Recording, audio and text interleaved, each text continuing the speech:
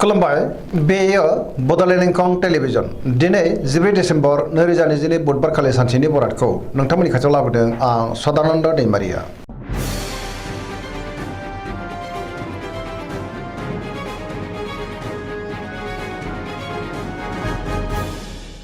सिगां फरायनो लादों मेष राशि गिबि हांखो अ ल दिनैनि साना जोबोद मोजां जेरावबो जाफुंसारगोन जेनिबो आंखाल जानाय नङा।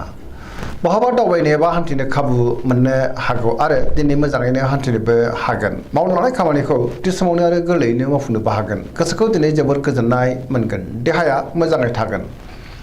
अब्लाबो नाथाय जानाय लोंनायाव सांग्रां जानांगोन। सोरबा लोगोनिफ्राय मोजां खौरां फैनोबो हागौ। रांखावरियाव मोजां। गोबां धोन आरजिनोबो हागोन। आयाबो दिनै बांनो हागौ। बेफार फालांगियाव मोजां मुलाम्फा मोनगोन। गुबुननि थाखाय गोबां मोजां खामानि मावनानै होनोबो हागोन। सोरबा लोगोनिफ्राय थोजासे हेफाजाब मोननो हागौ। न'खराव दिनै अनलायनाय फैगोन। बिदा फंबायजों मोजां सोमोन्दो थागोन। गुबुननि गोसोखौ गोरलैयैनो बोनोबो हागोन। गोसोनि बोलोआ बांगोन। समाजाव बयजोंबो अनसायजागोन। लाइमोनफ्रा जोबोर खुसि जागोन आरो गावबा गावनि गोसोनि साननायखौ फोरमायलायनोबो हागोन। फरायसाफ्रा दिनै फरायनायाव गोसो दुंखांगोन आरो मोजां फिथाइ मोनगोन। धोरोमारि बिथिङावबो गोसो दुंखांगोन। पजिटिभ एनार्जिनि गोहोमबो गोग्लैनो हागौ। वृष राशि गिबि हांखो इ उ ब दिनैनि साना मोजां आरो गाज्रिनि गेजेरजों बाबेरलांगोन। गोजोननि आंखाल जानोबो हागौ। गोसोखौ दिनै जोबोर गोनो गोथो मोनगोन। गोसोनि बोलोआ लोरबां जानो हागौ। मावनो लानाय खामानिखौ मावफुंनो गोब्राब जागोन। समाजाव मान मोनगोन। रांखावरियाव मोजां अब्लाबो नाथाय खरसायाबो बांनो हागौ। बेफार फालांगियाव मोजां होनजायो। न'खराव बिसि फिसायनि गेजेराव एना एनि फैनोबो हागौ। सोरजोंबा रायखुमा जानोबो हागौ। देहाया दिनै मोजाङै थागोन। लोगोफोरनिफ्राय गाज्रि खौरां फैनोबो हागौ। गोसोनि साननायफ्रा दिनै देबर नांनोबो हागौ। नेगेटिभ एनार्जिनि गोहोम गोग्लैगोन। सांग्रां जानाया गाहाम। मिथुन राशि गिबि हांखो क स दिनैनि साना जोबोर मोजां। पजिटिभ एनार्जिनि गोहोम गोग्लैगोन। मोनफ्रोमबो खामानिखौ दिनै मोजाङैनो मावफुंनो हागोन। गियाननि आंखाल जानाय नङा। गोसोखौ दिनै जोबोर गोजोननाय मोनगोन। गोसोआ जोबोर रमान्टिक जागोन। देहाया मोजाङै थागोन। अब्लाबो नाथाय जानाय लोंनायाव सांग्रां जानांगोन। रांखावरियाव मोजां। बेफार फालांगियावबो मोजां मुलाम्फा मोननो हागोन। न'खराव दिनै अनलायनाय फैगोन। समाजाव गोबां मान मोननो हागोन। गोसोनि बोलोआ बांगोन। मावनो लानाय खामानिखौ थि समावनो आरो गोरलैयैनो मावफुंनो हानानै गोसोआ दिनै जोबोर खुसि जागोन। सोरबा लोगोनिफ्राय मोजां खौरां फैनोबो हागौ आरो सोरजोंबा बाख्नाय जानोबो हागौ। लाइमोनफोरनि गोसोआ दिनै जोबोर खुसि जागोन आरो गोसोनि साननायखौ फोरमायलायनोबो हागोन। कर्कट राशि गिबि हांखो ड ह दिनैनि साना जोबोर मोजां। मोनफ्रोमबो बिथिङावनो जाफुंसारगोन। गोसोखौ दिनै जोबोर गोजोननाय मोनगोन। सोरबा लोगोजों बाख्नाय जानो हागौ। गोसोनि साननायफ्रा जाफुंगोन। गोसोआव दिनै गोग्गो आरो गोथों साननाय फैगोन। पजिटिभ एनार्जिनि गोहोमबो गोग्लैनो हागौ। मावनो हानाय खामानिखौ थि समावनो आरो गोरलैयैनो मावफुंनोबो हागोन। रांखावरियाव मोजां। आयाबो बांनो हागौ। बेफार फालांगियाव जोबोर मोजां मुलाम्फा मोनगोन। न'खराव बिसि फिसायनि गेजेराव अनलायनाय फैगोन। बिदा फंबायजों मोजां सोमोन्दो थागोन। समाजाव लोगो लेवा बांगोन। देहाया दिनै मोजाङैनो थागोन। गुबुननि हेफाजाबखौ मोननो हागोन। न'खराव अनलायनाय फैगोन। सोरजोंबा बाख्नाय जानो हागौ। फरायसाफ्रा दिनै फरायनायाव गोसो दुंखांगोन आरो मोजां फिथाइ मोनगोन। गुबुनजों मोजां सोमोन्दो लाखिनोबो रोंगोन।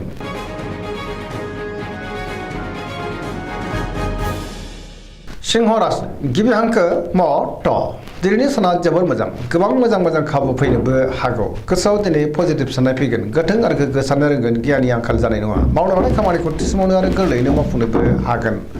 सोरबा लोगोनिफ्राय थोजासे हेफाजाब मोननो हागौ। लोगो लेवानि आंखाल जानाय नङा। बहाबा दावबायनो एबा हान्थिनो खाबु मोननोबो हागौ। रांखावरियाव जोबोर मोजां अब्लाबो नाथाय खरसायाबो बांनो हागौ। बेफार फालांगियाव जोबोर मोजां मुलाम्फा मोनगोन। गोसोनि साननायखौ गुबुननो फोरमायनोबो हागोन। न'खराव दिनै अनलायनाय फैगोन। सोरबा लोगोनिफ्राय मोजां खौरां फैनो हागौ। समाजाव बयजोंबो अनसायजागोन। गुबुननि गोसोखौ गोरलैयैनो बोनोबो हागोन। देहाया दिनै मोजाङैनो थागोन। गुबुननि थाखाय गोबां मोजां खामानि मावनानै होनो हागोन। गोसोआ दिनै जोबोर रमान्टिकबो जागोन आरो लाइमोनफ्रा गावबा गावनि गोसोनि साननायखौ फोरमायलायनोबो हागोन।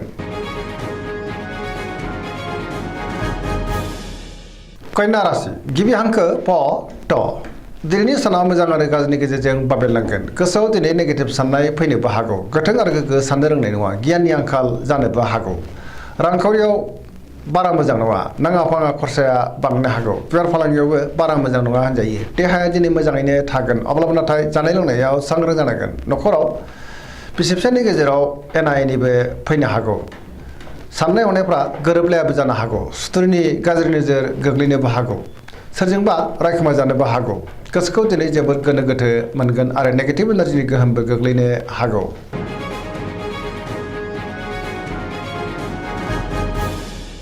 तुला राशि गिबि हांखो र ट दिनैनि साना बारा मोजां नङा गोबां रोखोमनि जेंनाजों मोगा मोगि जानांनो हागौ साननाय हनायफ्रा देबोरनांनोबो हागौ गोसोनि बोलोआ लोरबां जागोन मावनो लानाय खामानिखौ मावफुंनो गोब्राब जानोबो हागौ माबा नङा माबा मोनसे गोरोन्थिबो मावफ्लांनो हागौ देहाया मोजाङै थागोन अब्लाबो नाथाय जानाय लोंनायाव सांग्रां जानांगोन रांखावरियाव बारा मोजां नङा नाङा फाङा खरसाया बांनो हागौ बेफार फालांगियावबो बारा मोजां नङा होनजायो नखराव अनलायनाय फैगोन समाजाव नाथाय मानहानि जानांनोबो हागौ सोरजोंबा दान्थे बिदान्थे एबा एना एनिबो जानो हागौ सोरबा लोगोनि हेफाजाबखौ मोननो गोब्राब जागोन सेंग्रा सिख्लाफ्रा जोबोर आला खाला जानोबो हागौ गोसोनि साननायफ्रा नेगेटिभ जागोन आरो उल्था सानफ्लांनो हागौ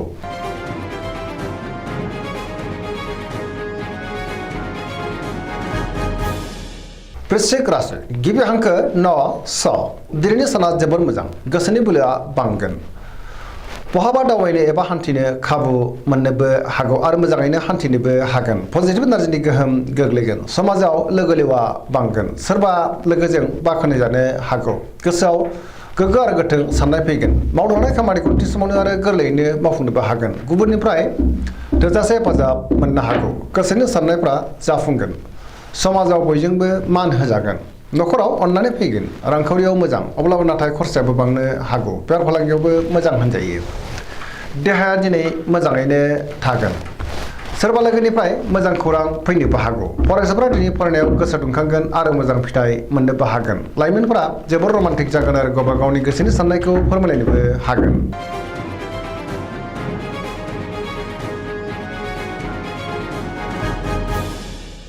धनु राशि गिबि हांखो ध फ भ दिनैनि साना जोबोर मोजां गोसोखौ दिनै जोबोर गोजोननाय मोनगोन मोनफ्रोमबो खामानिखौनो मोजाङैनो मावफुंलांनो हागोन माबा नङा माबा मोनसे मोजां खौरां मोननोबो हागौ गोसोनि साननायफ्रा जाफुंगोन रांखावरियाव मोजां अब्लाबो नाथाय खरसायाबो बांनो हागौ बेफार फालांगियाव मोजां मुलाम्फा मोनगोन समाजाव बयजोंबो मान होजागोन बहाबा थांनो एबा हान्थिनो खाबु मोननोबो हागौ आरो मोजाङैनो हान्थिनोबो हागोन देहाया दिनै मोजाङैनो थागोन नखराव बिदा फंबायनि हेफाजाबखौ मोननो हागौ बिसि फिसायनि गेजेराव मोजां सोमोन्दो थागोन सोरबा लोगोनिफ्राय मोजां खौरां फैनोबो हागौ लाइमोनफोरनि गोसोआ दिनै जोबोर रमान्टिक जागोन आरो गावबा गावनि गोसोनि साननायखौ फोरमायलायनोबो हागोन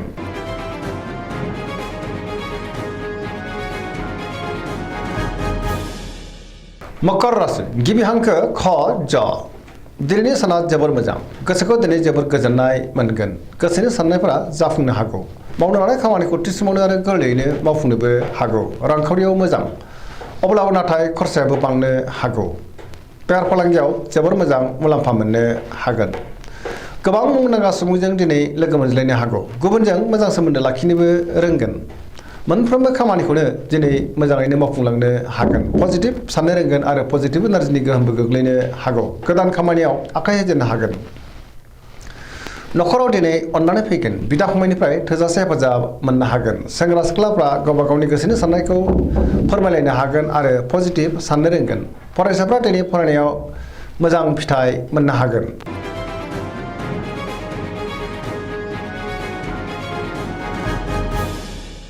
कुम्भ राशि गिबि हांखो ग स दिनैनि साना मोजां आरो गाज्रिनि गेजेरजों बाबेनलांगोन गोसोखौ दिनै जोबोर गुलाय गुजाय मोननोबो हागौ मावनो लानाय खामानिखौ थि समावनो मावफुंनो हायोब्लाबो माबा नङा माबा मोनसे गोरोन्थि जानो हागौ सोरबा लोगोनिफ्राय गाज्रि खौरांबो फैनो हागौ समाजाव मान मोनगोन गोबां मुंदांखा सुबुंजों दिनै लोगो मोनज्लायनो हागौ सोरजोंबा सोंखारि जानोबो हागौ रांखावरियाव मोजां अब्लाबो नाथाय खरसायाबो बांगोन देहाया दिनै बारा मोजां थानाय नङा गोबां रोखोमनि देहायारि जेंनाजों मोगा-मोगि जानांनो हागौ न'खराव अननानै फैगोन गुबुननिफ्राय हेफाजाब मोननो नाथाय गोब्राब जानोबो हागौ बहाबा दावबायनो एबा हान्थिनो खाबु मोननोबो हागौ अब्लाबो नाथाय नेगेटिभ एनार्जिनि गोहोमबो गोग्लैनो हागौ सांग्रां जानाया गाहाम